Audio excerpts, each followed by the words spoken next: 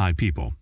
After waiting for Yellowstone to come up with its fourth season for more than a year, we can finally discuss the aftermath of the brutal attacks of the season 3 finale.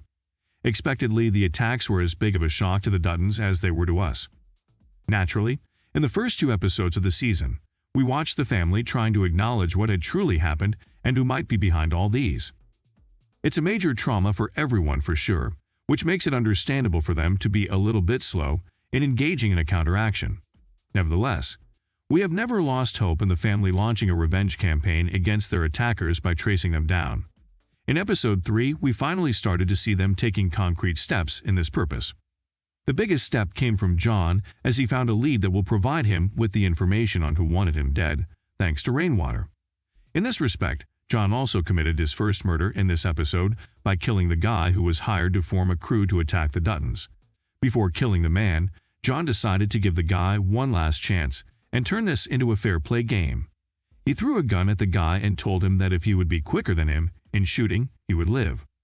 However, as expected, the guy was too slow and naturally, John shot him multiple times until he died.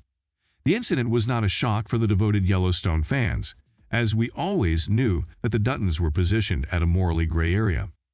This is one of the most unique features of the show, as we see characters who have no interest in having a politically or morally correct stance in life.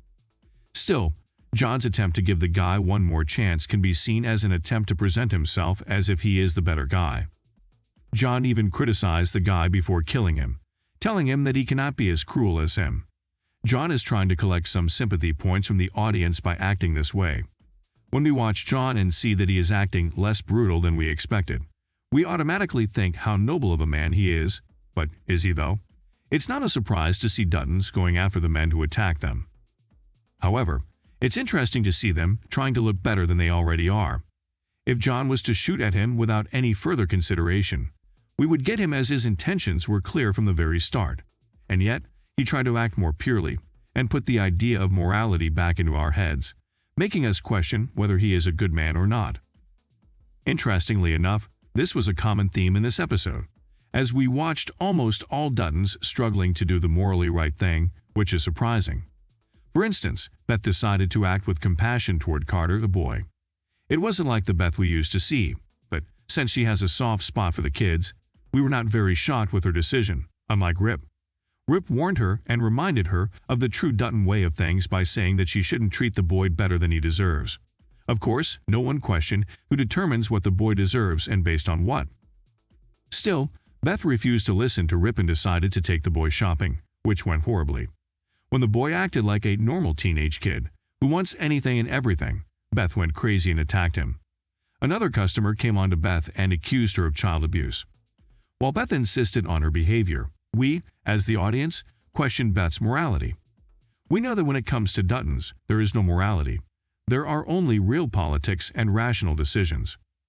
However, when she decided to act morally for once and immediately back down, we cannot help but question the ethics of the Duttons in general. Did Beth abuse Carter? Would it be better for both her and Carter if they didn't go shopping in the first place?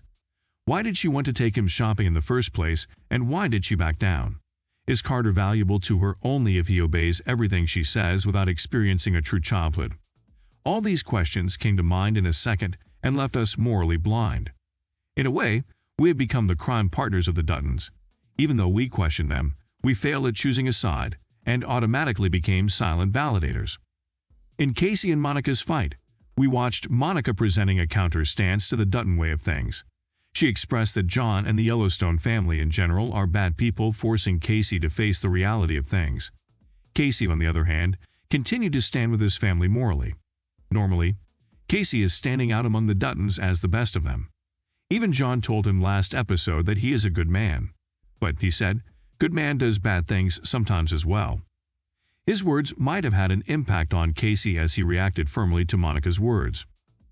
Casey expressed that the real bad guys are their attackers, and the only thing that the Duttons do is to protect themselves. Well, he had a point. However, still, Monica wasn't wrong in her stance as well.